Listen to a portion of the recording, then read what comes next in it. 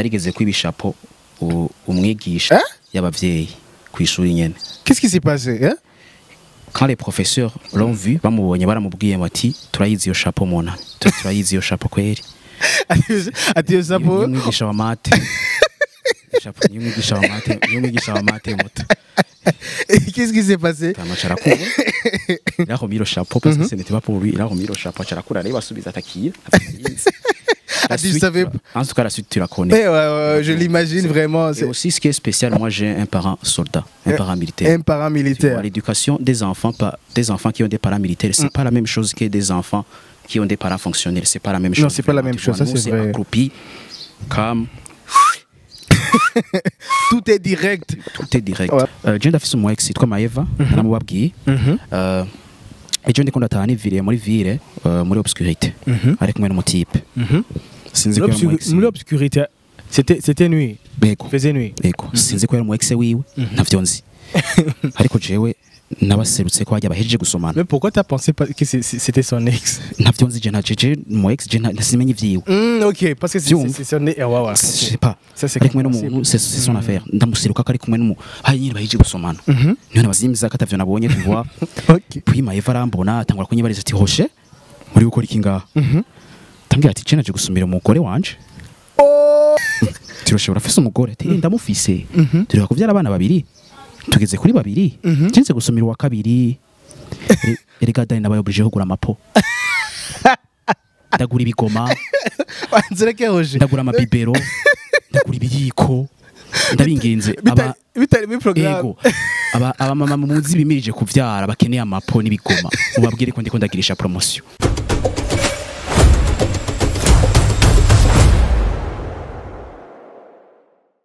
Coucou le monde, vous allez bien?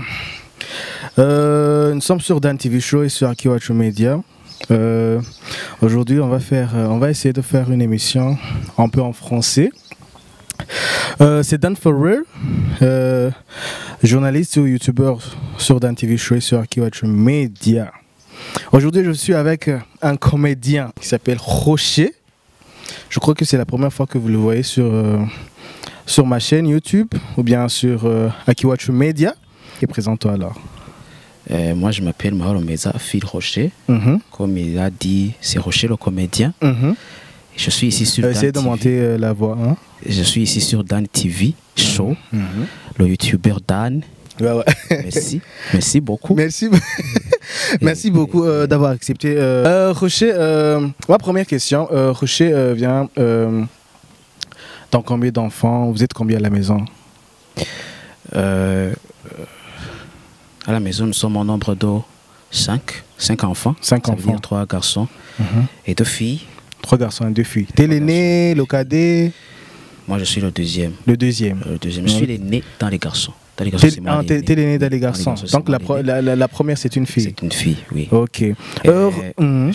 Dieu merci, j'ai encore 2 parents. Mes 2 parents, je les ai encore. Glory be to God. Ok. Et c'est ça. Amen, amen. Et aussi Mukozi. Et Mukozi aussi. C'est très intéressant. Faut le mettre dedans parce qu'il est parti. Mukozi n'est pas là. On souffre, on souffre. Je veux savoir, ton enfance a été comment? Je veux savoir comment tu étais dans ton enfance. Parce qu'il y a des petits enfants, des garçons qui sont... Bon.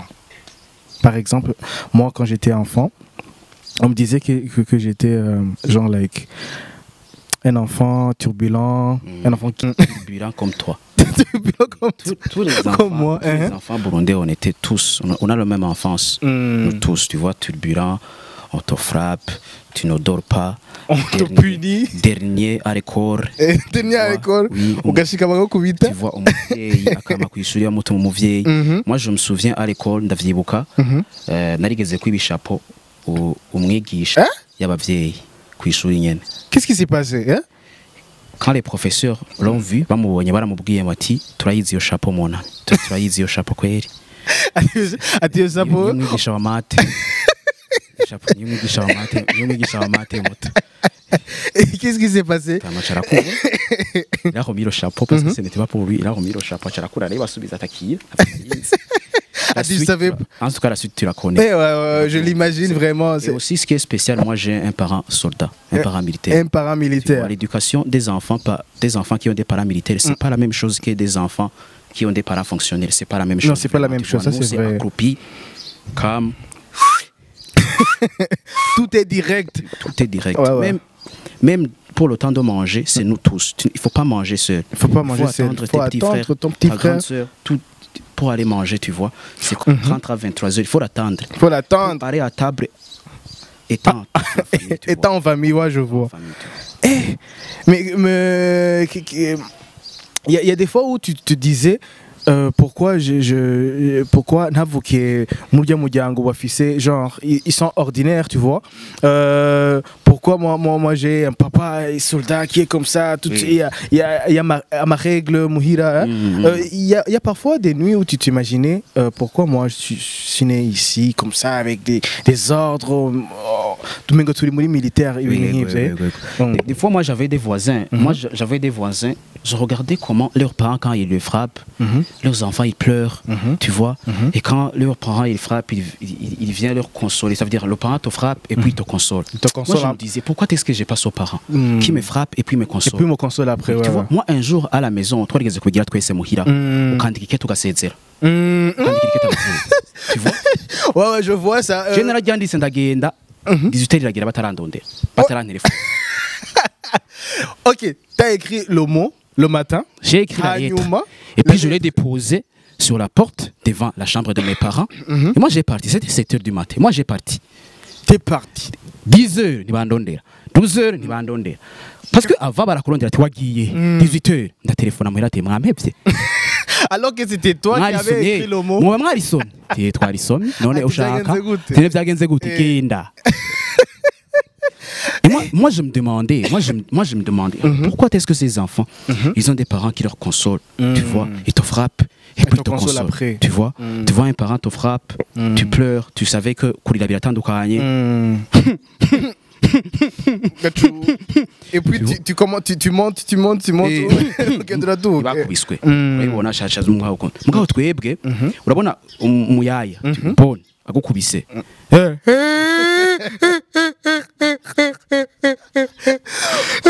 ukazibona imbe birarengaye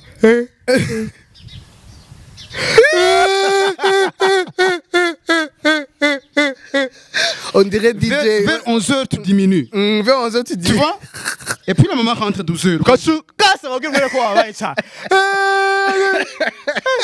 c'est comme ça notre enfant oui c'est comme ça qu'on a grandi quand même. Roger, tu m'as fait rire, voilà. C'est comme ça qu'on a grandi. C'est comme ça qu'on a grandi, et puis, vraiment. Tu te demandes, pourquoi est-ce que moi j'ai des voisins, quand tu regardes l'éducation avec leurs parents, tu vois, leur frappe, et puis c'est comme ça qu'on a grandi. C'est comme ça qu'on a grandi. Okay. En fait, tu dis ça, et je me rappelle quand j'étais enfant, toi, tu fais mon voisin, j'ai quoi, Namunya Kabiga, j'ai mon unité. Et puis, tu vois, tu mon doga, je sais pas ce que j'étudiais à l'école de l'unité. Et puis je sors. Hanyuma acharanyugarana umwana wo mu voisin. Acharanyugarana urutoki. À cet instant-là, j'ai pas pleuré. On m'a dit pore turagutwara kwa muganga. Ça se on va, sinabanje nkija ku ishuri. Et puis on m'a apporté genre kushika kwa muganga. Ndashika kwa muganga barampindura ndarira. Ndabandanya ndaja kwiga. Mwana w'umusota. L'histoire tu vas l'entendre. Sindarira barasubira umugabo ngaha ku mutima ikintu kinuze. Et puis ndasubira ku ishuri midi 13h. Bachabaza kuntwanda ta shitse imbere ya mama. Urumva dushitse imbere ya mama dukubita iyi cri ntazi ariyo. C'est pas si qui va nous consoler qui va nous prendre qui va nous consoler. Et la réaction des mamans, tu vois, mwana iratandukanye. C'est la réaction des haraba kuraba. Hana batakuraba. Il y a des mamans qui sont accueillantes. Uvyibuka yuko bon surtout ko ba bébé hariho abagwa abana yo baguye ashagenda kumutora yo hari n'abandi baguye ntumurabe ntuza ntumurabe acarira ukamuraba acarira ndaturamuzi la réaction mugabo c'est une éducation des mamans burundaises baduhaye kandi iraryoshe cyane parce que on va s'en rendre compte tumaze gukura yuko ils nous ont éduqués bien, elles nous ont éduqués bien. Fait dans la vie, c'est parce que l'éducation de nos chères mamans qu'elles nous ont donné. C'est que tu vois, on a montré la nouvelle génération, les enfants, la nouvelle génération d'aujourd'hui, ils bakora muri Maribo. Ya. Ayo ni bakora muri Maribo. Twebwe ntafite dukora kubera ko hariho education twa. Education twahawe ikiri ntonya. Dukurikiranye, tu vois, aujourd'hui dukurikiranye.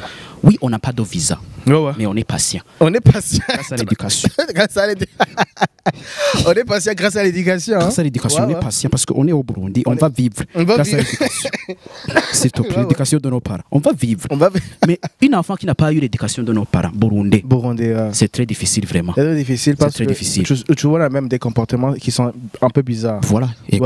C'est très difficile. J'aimerais savoir maintenant, on était à l'enfance, 5 ans à 10 ans.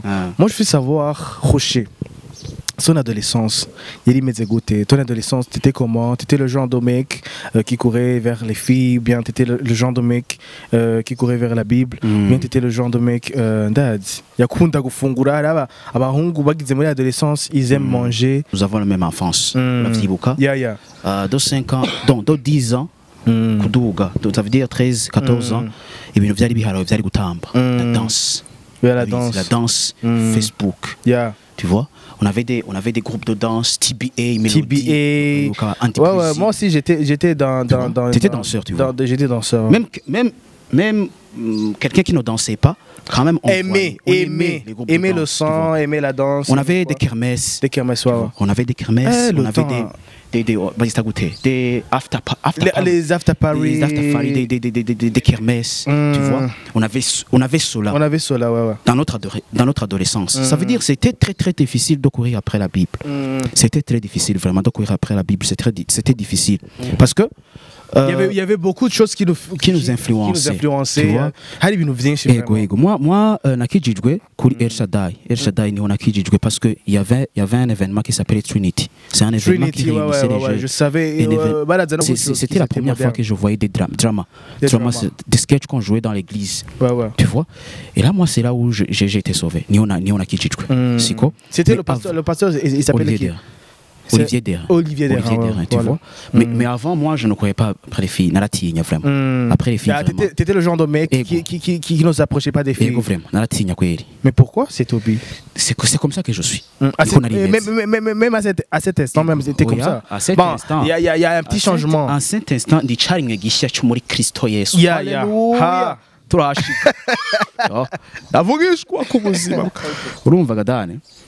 Et on avait moi je ne courais pas après les filles, pas pour dire que je ne faisais pas des gaffes, parce que quelqu'un qui fait des gaffes, c'est quelqu'un qui court après les filles. Qui court après les filles, non. Parce que toi riba, toi gira ubuguruguru, ta majoro, tu vois, ugasanga ibintu nk'ivyo.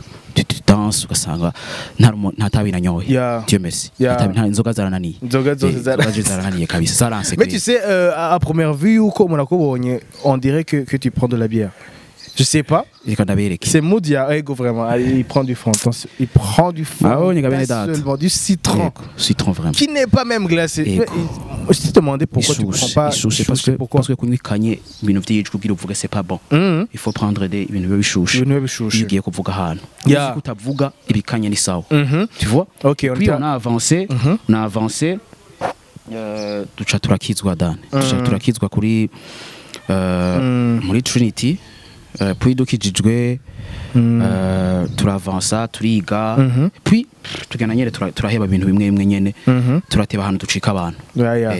Toi l'adolescence était comme ça. L'adolescence c'est je jouais beaucoup le football. Je suis footballeur bro. T'aimais genre le football. En plus de ça bon on demande il y a terrain. Donc c'était facile. Nakina football cyane. Bon umuntu amaze gukura umva il y a d'autres engagements. Il y a d'autres opportunités, d'autres engagements. Ok, voilà, on entre dans ton adolescence.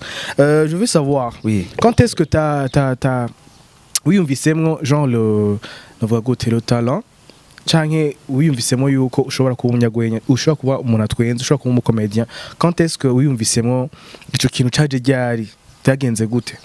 Tu commences à faire des blagues dans tes amis. Tu commences à faire des blagues dans la famille. Tu commences à blaguer quand tu es dans des fêtes, des anniversaires, dans tes diplômes, quand tu discutes avec d'autres gens, que ce soit tes amis, que ce soit aussi c'est Scopers. Et quand j'étudiais en seconde, j'avais un professeur qui nous enseignait sciences de la terre. Sciences de la terre. Oui. Quand il nous enseignait sciences de la terre, vers la fin du cours, il nous donnait 10 minutes. J'avais un ami qui s'appelle Gami. Il s'appelle Gami, lui aussi était comédien. Enfin, il était comique. Il était comédien. Oui, c'était un comique. Okay. Quelqu'un qui peut te faire des blagues vraiment. Des freestyles là même. Oui, à la fin du cours, on nous donnait 10 minutes pour faire rire les élèves. Les élèves, ouais. Même en première, ils nous donnaient, parce qu'ils nous connaissaient, tu vois, quand ils disaient, est-ce que vous avez des élèves ici qui peuvent nous faire des blagues? Les élèves nous disaient, vas-y Rocher, va faire une blague. C'était la première scène que j'ai faite, tu vois. Et j'ai commencé. Essayer. Pourquoi pas aller essayer? Parce que si ça marche pas de problème, je vais abandonner. Ouais. Mais si, il faut avoir la peine d'essayer. Donc tu as commencé ça avec l'encouragement de tes camarades de classe. Oui, mes camarades de classe.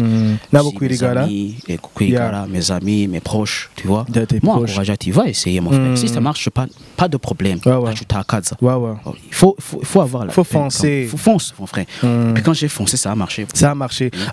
J'aimerais savoir, t'étais comment sur scène? T'ont dit, vas-y, toi c'était la première fois que tu montes sur scène. C'était la première fois que tu vas faire des blagues genre like du moins. C'est pas facile. C'était comment dans ton corps? Ton adrénaline était comment? C'est pas facile. Ouais. C'est pas facile parce que c'est pas une chose c'est pas une chose à dire à n'importe quelle personne. Ouais. Tu vois, c'est pas facile parce que en toi, quand tu as quelque chose que tu veux t'impliquer dedans dans cette chose, tu fonces. Il y a des choses que tu fais. C'est un sacrifice. C'est un sacrifice, ouais. Les élèves te disent, fonce, va nous faire des blagues. Et toi, tu sais rien de ce que tu vas dire, mais tu sais rien. Tu te fais confiance en soi, même parce que tes camarades, Google confiance. Que tu peux faire des blagues. Et puis tu fonces devant des élèves. Et puis tu commences à taquiner, à leur donner des blagues. Tu vois. Et c'était comment? C'était bon? C'était beau à voir? L'important, c'est que j'ai essayé quand même. C'est pas bon mais tu essaies quand même. Tu ne le fais pas comme la manière dont tu le fais dans la vie de tous les jours. Mais quand même, c'était la première scène que je faisais. C'était la première fois devant les élèves. Tu vois. Mais vu que j'ai foncé, moi, j'ai essayé. Quand même, ça, c'est continuer d'autres choses. Mais l'important, c'est d'essayer. C'est pas facile. C'est pas facile parce que mon frère, et c'est quelque chose ukibwiye n'abakomedian n'umunyene wokimbwira kiragoye parce que turategura bro et on prépare. Mais tu sais que je savais pas yuko mon fata mukandika des blagues. Je savais pas ça. Moi je savais yuko avant, parce que Raoul c'est mon ami, Kigang c'est mon ami. Donc Raoul yarambwira ati tu sais yuko twandika blague yuko hari iyi blague mvuga ati iyi blague ndavuze uno munsi kurya show yindi nayiteguriye sinzosubira kuronka indi blague ntera. Moi je savais pas yuko mwandika, moi je savais pas yuko mwandika nk'abaririmbyi. C'est s'asseoir, réfléchir à une blague, tu vois, et puis commencer à écrire, tu vois, en utilisant les techniques. Et puis tu écris. Et tu chaka gukinira abantu, tu vois. Et puis tu fais des répétitions. Dessus? Oui. Tu fais des répétitions. Toi, je t'appelle Dan et puis je fais les répétitions de la blague et je te dis, est-ce que ça va marcher? Et toi, et toi, tu peux me dire, Hinduriki, Kuramiki, change ça. Tu vois, tu fais des répétitions. Pas pour dire que dutegura abantu kujya kuntu batwenga tuba twabiteguye icyo dutategura c'est la manière dont le public batwenga mais ces blagues là turategura bien ugategura Dan nous les comédiens on prépare. Vous préparez nyene byarantangaje ndavuga barategura baba ce qu'on ne prépare pas nous kungena abantu batwenga par rapport à notre blague. Essayez de monter la voix. Ça en tout cas on prépare ça, tu vois. On prépare la blague et puis on cherche une équipe pour faire la répétition. Ça veut dire tu joues la blague et puis ils sont là, ils vont te corriger, ils te disent supprime ça et puis shiramwi iki moi sera quoi avis par rapport à la blague. Vous débattez par rapport à la blague. Je vais te donner un exemple de la blague. Je ndafise umu ex yitwa Maeva naramubabwiye ejo ndiko ndatahana ivire muri ville muri obscurité ari kumwe n'umutipe sinzi ko muri obscurité C'était nuit. Bego. Faisait nuit. Bego. Sinzi ko yari mu ex wiwe ntavyo nzi. Ariko jewe nabaserutse ko hajya bahejeje gusomana. Mais pourquoi t'as pensé que c'était son ex? Ntavyo nzi je najeje mu ex je nasimenye ivyiwe. OK, parce que c'est son ex. Ouais. Je sais pas. Ça c'est kumwe n'umuntu c'est son affaire. Ndamuseruka ko ari kumwe n'umuntu. Hari nyine bahejeje gusomana. Niyo nabazimiza ko atavyo nabonye tu vois. OK. Puis Maeva arambona atangura kunyibariza ati hoshe muri gukora iki ngaha. Tambwira ati naje gusumira umugore wanje. Tiroshobora afise umugore ati ndamufise. Turi kuvyara abana babiri. Tugeze kuri babiri. Cinze gusumira wa kabiri. Erega dai nabaye oblige kugura amapo. Ndagura ibigoma. Wanzireke hoje. Ndagura amabibero. Ndagura ibiyiko. Ndabinginze bitari mu programme. Aba mama muzi bimirije kuvyara bakeneye amapo n'ibigoma. Ubabwire ko ndiko ndagirisha promotion. Rocher fait une promotion sur les cuillères. Oba wifuza ibigoma, oba wifuza ibiyiko, bibero n'amabase, ingo muri Rocher Company turabahereza. Rocher Company utuguriye bibero, tuguhana iradiyo. Utuguriye ibase, tuguhana ibiyiko. Kaze muri Rocher Company tubafashemwo. Tu vois? Donc tu fais la publicité bien. Alors tu joues la blague, et puis toi tu es là, tu dis kongera mwiki je numvise blague ngende kirasona no kongera kwi. Je te donne un autre exemple de la blague, tu vois? Tu vois, aujourd'hui, nous avons des enfants. Les noms des enfants d'aujourd'hui, bon, ça veut dire les abréviations, c'est pas la même chose de notre époque. Tu vois, les enfants d'aujourd'hui, tu peux entendre un enfant qui s'appelle Maillé. Ça veut dire c'est Matisse et Tan. Tu vois, quand tu supprimes Matisse et Aïe, c'est Maillé. Tu vois, Matisse et Tan. Tu vois, Maillé. Non, à notre époque, c'était pas comme ça. Tu entendais quelqu'un qui s'appelle Ditoupoui. Dieu tout-puissant. Dieu tout-puissant. Tu vois? Ego, tu vois, ego. Donc, son genre de génération, il évolue, maillé, tu vois. Et puis, quand tu joues la blague, quelqu'un est là, il te dit, tu vois, change ça. Ça pourrait marcher. Tu vois. Et puis, on débat, et puis tu prends la blague et les corrections qu'on t'a données, et puis tu vas jouer ça devant le public. Là, il y a eu, j'ai pas saisi. Tu prends la blague et tu prends les corrections qu'on t'a données et puis puis tu vas jouer ça. Tu vas jouer ça. Et c'est comme ça que quand vous voit là devant nous. Oui, il y a des temps même où on joue des blagues des autres comédiens. Sérieusement? Ça veut dire mon frère, ça veut dire moi ça m'arrive dans mon show, c'est quand Rocher Comédie, je peux jouer la blague d'un comédien. Je lui dis prête-moi ta blague, je vais jouer ça. Je vais jouer. Va jouer. Moi je joue ça. Il n'y a pas de problème. Pas de problème. Il suffit seulement que moi je vais jouer. Et voilà. Tu demandes. Ou bien, tu peux avoir une blague. Dans cette blague, la structure, tu peux insérer la blague dans ton ami. Et puis tu lui demandes, prête-moi la blague, je vais la jouer ici. Et ne joue pas cette blague parce que je vais jouer ta blague. Parce que alors que c'est sa blague. C'est très intéressant. Ça veut dire tu vois, on se prête ça veut dire c'est la famille. C'est la famille. Tu vois, c'est la famille. Il suffit que ça c'est la famille. Voilà. Voilà, Rocher dans for the first time sur Kwishure. Et tu as continué comment est-ce que comment est-ce que tu es arrivé jusqu'à ce que tu crées Seka, tu as goûté pour à des encouragements qui est en train de me suivre à combat c'était pas facile vraiment parce que d'avoir Kwishure en 2019 je dois commencer une carrière professionnelle. Là où je dois montrer mon talent. Là où je dois montrer mon talent au public. Ça veut dire, je dois être sur les médias. Je dois me médiatiser. Moi, avant, j'étais quelqu'un qui est timide. Dans le monde, que je vais créer une page pour commencer à faire des vidéos. Ça veut dire me médiatiser. Tu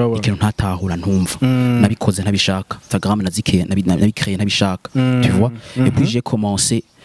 Tu vois? Moi, j'ai fait ego. Il y a une carrière acteur, il y a une carrière stand-up comedy. C'est deux carrières. C'est deux carrières. Parce que je sais, la première fois que je t'ai vu, c'était dans un vidéo. Où tu parlais de quoi? C'est dit que le challenge est viral à cette époque. Moi je me disais, d'abord la vidéo ya mbere, d'abord la vidéo ya kabiri, je me dis, Soga oui. Tu parlais des choses de Musaga. C'est pourquoi je t'ai dit, je croyais que tu habitais à Musaga. Voilà. Et puis, j'ai vu Rocher, c'est Katavuga. This guy, comment est-ce qu'il est arrivé comme ça? Voilà, c'est la question. Comment tu t'es lancé dans ta carrière professionnelle? Ces deux carrières, ça veut dire carrière acteur et carrière stand-up comedy. Ces deux carrières, je me suis lancé différemment dans ces deux carrières. Ça veut dire, après l'école, moi, je suis d'abord lancé dans la carrière acteur. Ça veut dire faire des vidéos, des petites vidéos avec mes amis, des petites vidéos. Et puis, j'ai fait une formation pour carrière stand-up comedy et Dieu merci, on m'a choisi. Avec des autres comédiens comme Jésus Audry, on était ensemble. Tu vois. Et puis Dieu merci, on m'a choisi. Et puis on a commencé la formation avec. Jésus Audry, il est ici au Burundi. Il fait des vidéos.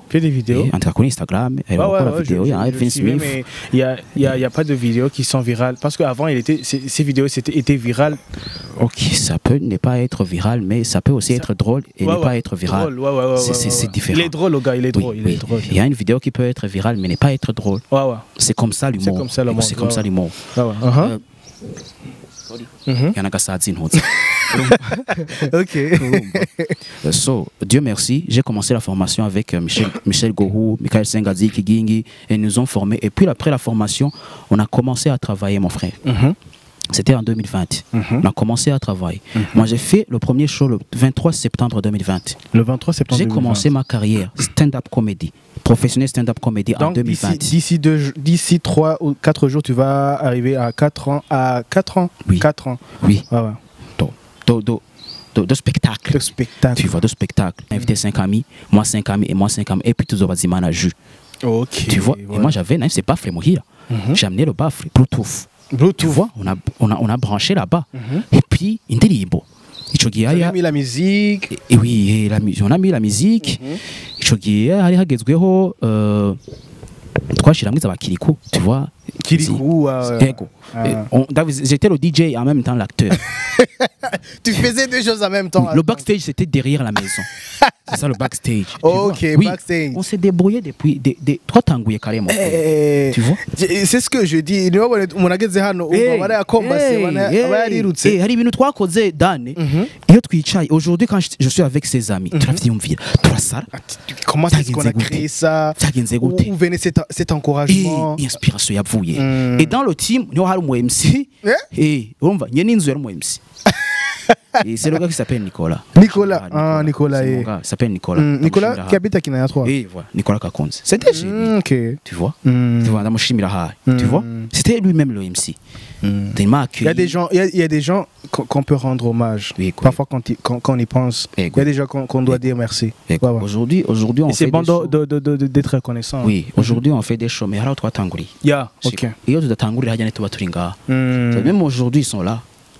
Aujourd'hui, je ne peux pas faire quelque chose sans leur demander. Même si nous avons je dois les appeler et puis les demander. Vous, c'est ça qu'on manque chez nos artistes.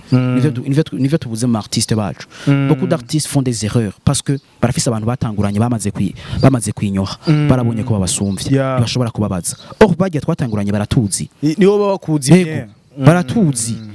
même nos blagues, nshobora kuinvata bajye batazi nyinshi babazizi. Tu veux pas me dire Rocher, blague zawe zatangwe kuzazirabiha hindura zana bishasha. Je dois travailler pour évoluer parce que je le rappelle et je le dis, j'ai une idée. Est-ce que je peux faire ça? Oui, go. Wapi, why? Parce que il y a et puis je travaille sur ça. Tu vois? Et puis il m'a accueilli ndaza ndakina performance narakoze même si tari nziza. Mais le simple fait de se lancer, d'avoir cet encouragement, de t'introduire devant 30 personnes. Et jouer 2 heures uri wenyene. C'est ni umwaka nyene utanguye. 2 heures uri wenyene mon frère. Non stop. Ego, urahagaritse ucuja basubiye kwambara wagarutse kuri scène puis tu commences à jouer. Ni bintu bigoye cyane. C'était si fort grave mon frère. Et puis après ça, c'était en 2020 le 23 septembre. Ça t'a marqué. Ça t'a marqué. C'est une date. Non, c'est une date izongma mu mutwe. Première édition en 2021, c'est là où on s'est dit on va faire le show. Là où on va de côté Kibanza, de tous les abantu, tu as invité tes frères humoristes et puis on va faire le show. Et le premier show, j'ai créé 300 personnes, mon frère. 300 personnes. C'était à Fitness. Fitness. Qui en a 3. Qui en a 3. À l'épicier. Mais c'était Rocher Seka ou bien c'était. Seka Rocher Comédie. C'était Seka Rocher Comédie. Seka Rocher Comédie, c'est un nom qui a été trouvé par mon collègue qui est en France, qui s'appelle Kenny. Kenny. Et tu es à l'université Lumière. Je lui ai dit, tu es à bac 1, et je lui ai dit, Kenny, et mon prof a dit, moi j'ai une idée. Je vais faire un spectacle.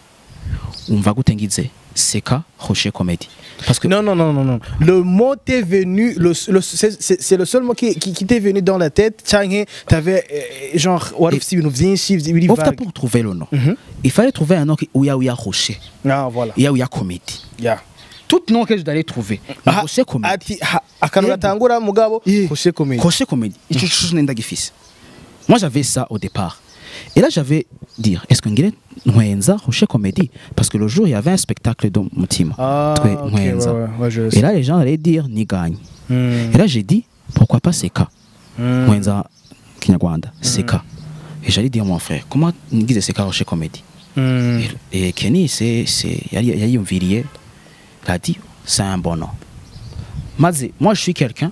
Iyo ngiye ikintu umuntu umwe nkabona aracapruvi mon frère uravye nabi kwereje ikintu banagikoze nubwo cyo bari kibi ubundoze kandi m'a dit c'est bon nta wundi muntu abajije. Moi je me suis lancé et puis j'ai fait l'affiche Seka Rocher Comédie et j'ai fait le show.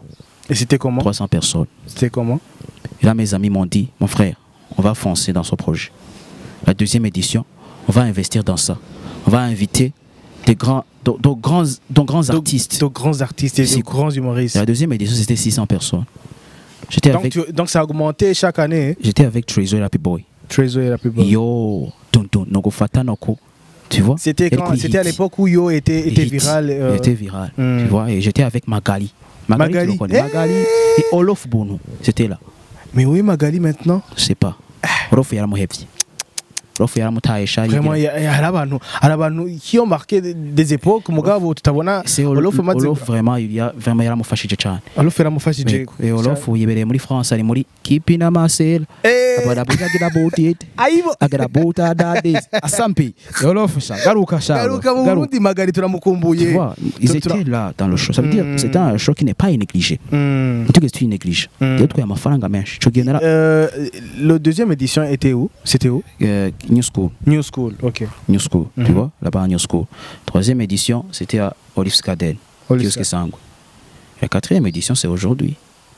Olivskaden, c'est ça là-bas, Olivskaden. On attend la cinquième édition. Mais qu'est-ce qui te poussait de faire des deuxièmes, des troisièmes, des quatrièmes? Qu'est-ce qui te poussait? Où tu trouvais cet encouragement? Il faut y ni édition. Qu'est-ce qui t'encourageait? D'abord, il faut rester avec l'inspiration. Ça c'est très c'est qui nous commet. Parce que aujourd'hui je viens de terminer la quatrième édition. Je veille à ce que guhera muri août gushika iyindi gushika muri juillet nzoba nkifise inspiration yindi nyene ngifise nzoba nkifise ya mayide nyene kwa kunyene ngifise ya énergie. Parce que même si mon équipe va faire inspiration, je n'ai fait ni bakora. Parce qu'il me demande, tu crois? Je lui dis oui. L'inspiration fait non. On ne travaille pas. J'ai pas d'inspiration. Alors il faut être quelqu'un à Goumari consistant. Tu vois, tu surgis dans nulle part, une bichache. Tu vois, aujourd'hui, vous voyez des vidéos. Donc, parce que innovation. Aujourd'hui, je vais commencer des vidéos en français. On va t'envoyer des interviews en français. S'il vous plaît, concentrez-nous sur le français. Concentrez-nous. Bientôt, ça sera là. Même les personnes qui vont commenter, il faut qu'ils commentent en français. Commentez en français. Tu vois, tu vois, bientôt ce sera l'anglais. Ça veut dire il faut que tu sois quelqu'un professionnel, de créatif. Tu vois, tu peux ne pas être professionnel, mais sois créatif. Sois créatif. Kugirango l'année prochaine, nous akora show abantu bumve yuko uyu muntu yarakoze. Il se sent yaravuye ngaha. Kontamuzi uyu muntu yarakoze kajya kantu karantwengeje. Reka nze kumuraba. Tu vois, donc c'est ça qui est très mon artiste agumagira agerageza kudatakaza. Une autre chose importante, prier, la prière. Gusenga. siko gadane tuba twarabivuyemo mon frère. Aujourd'hui ngeze kuri 4e édition. C'est pas parce que je suis l'artiste asumvye abandi mu Burundi tuba twarabihevye. Twaraprier mon frère. Imana niyo ugahaguruka ugakora hanyuma ikaguhezagira abagushigikira ivyo bintu vyawe parce que hariho guhaguruka ukabura abagushigikira mwico gihe ukora bibi mugabo iyo uhagurutse Imana ikaguhezagira et puis ukaronka abantu bagushigikira urakora vyiza cyane gose vraiment tuma dusenga mon frère Imana muve turiko turakora Imana ibane nawe prier ico nico iyo niyo manuro nziza vraiment no kuri utanze arajyana sinobesha abantu ngo turi ngakubira amafaranga araza akagenda siko mugabo mes chers amis muze mufume mutakazingabirana siko mutakazi ivyo mukora vyose mugabo ntimwibagire gusenga je peux ne pas être comédien aujourd'hui nkabitakaza siko meni nabandanya nsenga ni naja kudandaza nzoduka nzomenyekana ibintu byanje bizotera imbere. Donc la première chose c'est prier mes chers amis. N'oublie pas Dieu quel que soit le degré uriko n'oublie pas Dieu prier misi mu gatondo usenga mwijoro usenga ushime urana turahantu bigoye turahantu bigoye turakeneye Imana dani turaremvye amatango nangahe nyibutsa amatango nangahe isukari ngo nangahe isukari mu kamera bani nuko isukari ngo nangahe umunani none bana tudasenze gadani twasha tuba bande ni hatari kwere twohona pe rofi ni nyinshi dani rofi muri ambassade ni nyinshi green card ubemerera babiri kandi tuzosubiru tuzadukine paka last paka baduhaye ayabanze ugera arasake kwanza green card baduhevra nko muri ambassade ya Amerika dossier yawe imbere yabo gutya dossier yawe imbere dane interview kuzuba ati nikibaho nabaragumye kuri duze ngo dukore interview donc twuba bande dane rega turaremvye muto donc iyo vy'Imana si ibintu si option utegerezwa ko turaremvye hitwopfa vraiment donc ico kintu qui est très très intéressant utakaza ibintu vyose je peux ne pas être comédien ntabwo bafise mugabo sinakaze gusenga kabisa amen c'est un mot vraiment qui est très touchant nukuri cyane gose nukuri hanyuma Rocher tata continuer 4e édition ngirabaye Rocher c'est quand Rocher Comédie uyibona hehe dans 5 ans c'est quand Rocher Comédie dans 5 ans ils auront un festival ce sera un festival qui pourra accueillir d'autres artistes humoristes d'autres pays international d'autres pays qui pourra faire là où je pourrais inviter des ministres. Tu vois des ministres, ça veut dire abantu ho muri batwara igihugu. Je pourrais les inviter. Et ce sera un festival qui aura une plateforme là où d'autres personnes qui patari mu Burundi bayiraba. Ça veut dire plateforme là où il y a du français, de l'anglais, pas seulement du kirundi. Non. Siko plateforme shobora kudandazwa. Un plateforme là où on peut le vendre dans d'autres pays. Tu vois? À part c'est quand Rocher Comédie, je veux que Rocher ce sera un artiste international. Toi qui es visa Dan. Toi qui es visa, on va aller à Belgique. Il y a nous Maldives. Jamais Marrakech du rire. Et voilà, on veut voir Rocher. Aïe muri Marrakech du rire. Toi qui es visa. Toi qui es muri ya Belgique toi goûter. Montreux Comédie. Toi qui es visa. Pour aller sur le igihugu. Siko. Être l'image du pays dans d'autres pays tu vois, et ça va commencer maintenant. Il faut qu'on commence à travailler maintenant. Ça va commencer dans 5 ans on va y a projet CK Rocher Comédie au Rocher aussi. Tu vois, donc ça veut dire que ces deux choses là Bizojan ça doit avancer ensemble. Ça doit passer ensemble. Ça veut dire CK Rocher Comédie sera un festival humoristique. Sinzi ko izobiri ku rwego rumwe nk'izindi, mais je veux que ce sera un festival humoristique là où j'invite un comédien, un artiste qu'il soit payé convenablement. Ça veut dire où je peux amener un artiste all the way from France. And I paid him hotels to dine, and he dine here. He do the show. I pay him, and he go back. He go back at home. Hey, can I prophesy? Can I prophesy? Take it.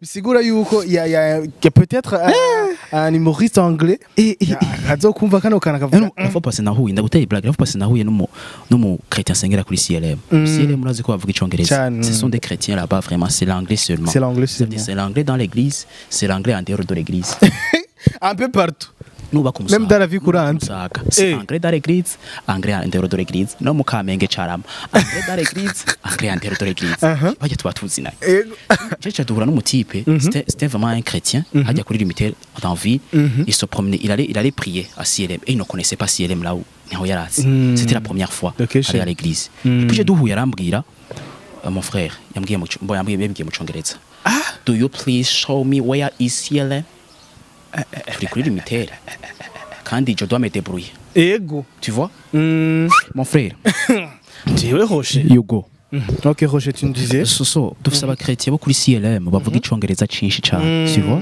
cyamura n'umu chrétien c'était à Bar Limiter muri ville arambaza ati can you please show me where there is CLM mu Congereza en anglais j'allais me débrouiller siko turi kuri limiter je devrais kurangosora je devrais tomubwira ati mo you see you go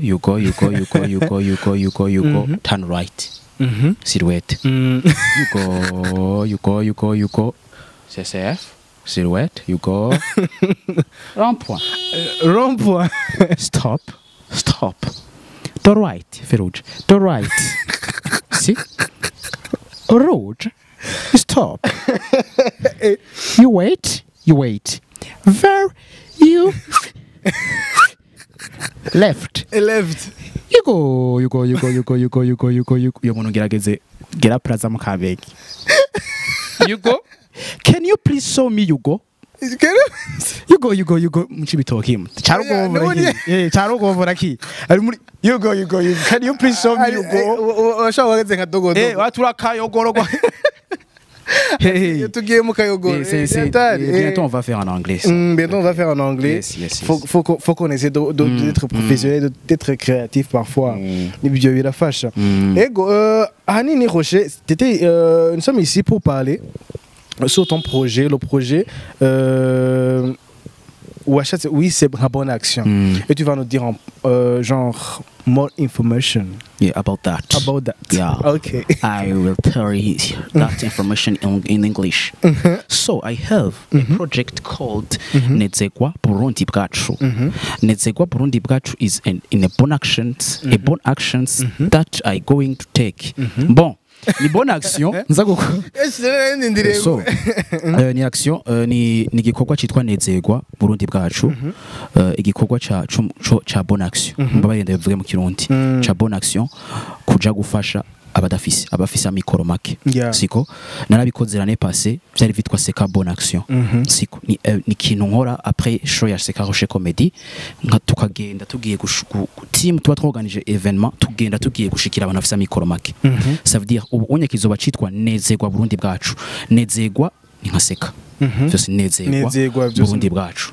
siko ça veut dire ni banezegwe baryoherwe nabone twararyohewe natwe reka tugende kuryohera abandi siko maintenant tuba tugiye ku abantu bari Gitega batwawe batewe n'amazi mu Gatumba ubi muri Gitega niyo baba donc tuzoba tugiye kubashikako hari abari bazi ko tuzogenda kunuka abana ku mashuri oya byarakozwe Imana ishimwe hari ababikoze kandi Imana ibahezagirira maintenant tuzoba tugiye kunezeranwa nabo bantu bahuye n'ico cuka bategwa n'amazi parce que babaye ahantu ntibafise ico bifuka ntibafise ivyo gufungura donc urabona tugiye kwinjira mu gihe c'imvura donc tuzoba tubashitseko kugira tubaronse ibintu vyo kwifuka tubaronse uburengeti ivyo gufungura ivyo amavuta umunyu donc ikintu cyose gishobora kuzobatuma bashobora kuaffronter le froid ino periode twinjiyemo parce que ntiyoroshe isuku no gufungura yego tunezeranwe nabo siko donc ni gikorwa rero turiko turakora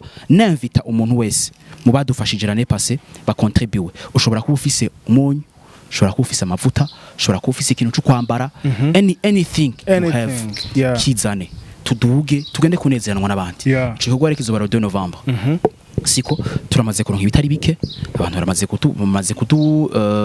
baramaze kudutelefona hari ivyo twaronse hari n'abandi batubwiye ivyo bazoduha donc tuguma turi muri bwa bumwe nyene ya famille Ya famille. ntituguma ino nyene Bujumbura guma tunezererwa guma dukora ibintu abantu bavyitabira Faut que tuduga à l'intérieur du pays. yego ari undi muntu ameze nabi Yeah. tumushikire na wene tumugire tumushikeko tumube hafi yego yeah. tumube hafi so ndemvise abantu bose siko mubankurikirana bankunda mubakunda abandi mubakunda Burundi mubafise umutima wo gufasha Yeah. baze bahabe Yeah. dukore siko kabisa. kuko wagize umutima même si wohaba même si wodusengera anything anyway anywho any worth any with any Mohabi le 2 novembre tugende dushikeko vraiment tugende umutima w'urukundo yego karibu kabisa yeah. Ni projet yiswe Nezerwa Burundi bwacu niyo kuja gufasha canke gushikako abantu yego amazi yateye yego mugatumba yego maintenant tuzogenda kubashikira muzobashikira Igitega niyo bari ko dufise kuja kubashikira Igitega hehe imubimbi yego okay nivyo vraiment nuko ni foko tukora ico gikorwa babirabe kuri réseaux sociaux biriko bazobwira mo information about that Nezerwa Burundi bwacu ko nyene Instagram kuri Instagram kuri account yawe oya Instagram yitwa Nezerwa Burundi bwacu Instagram yavyo yitwa Nezerwa Burundi bwacu baje barabe ni hashtag Nezerwa Burundi bwacu bacabona ama post vyose bica biza hashtag kuri Instagram Nezerwa Burundi bwacu bifatanye bacabona anything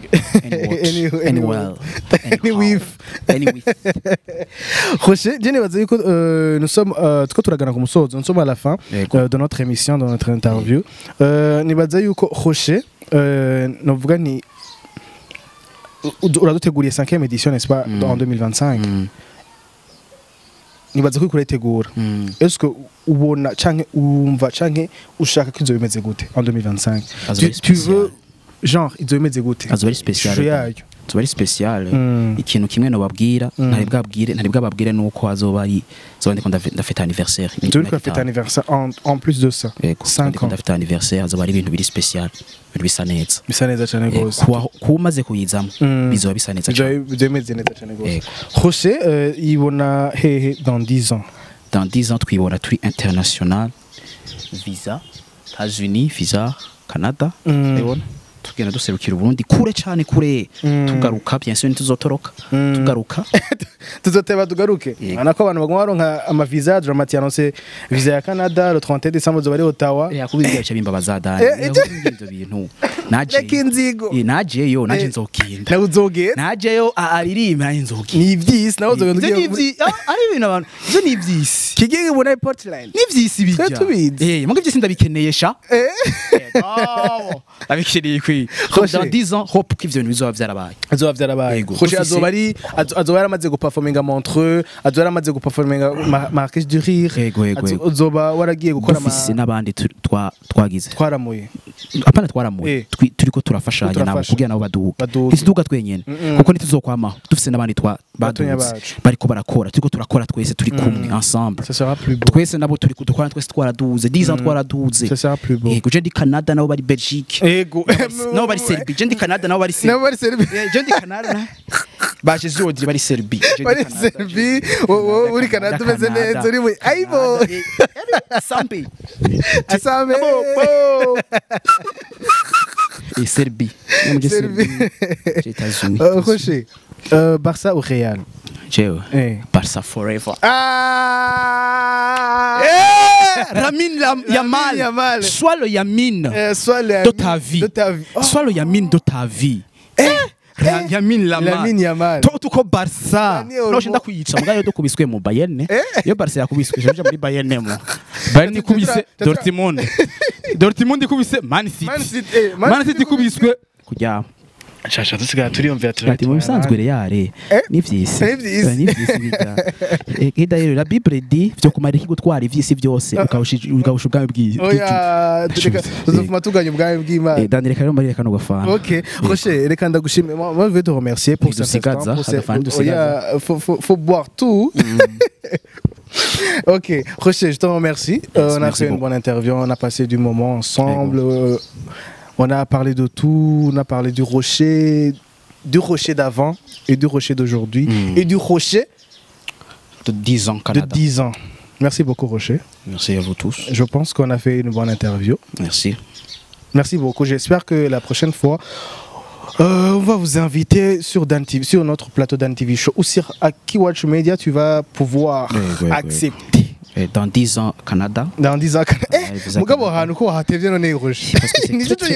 très intéressant là-bas. Les autres Serbies, moi, Canada. Les autres Serbies, moi, Canada. Très intéressant là-bas. Restez là-bas. Concentrez-toi là-bas. Concentrez-vous sur le visa Canada.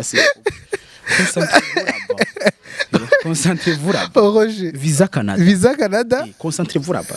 Discapté. Moura muri Dani. Moura muri Akiwachu. Concentrez-toi là-bas. Concentrez-vous Canada. Ok. Merci Roger. J'espère qu'on a passé du bon temps. Merci beaucoup. Merci à vous. À vous aussi. Ok.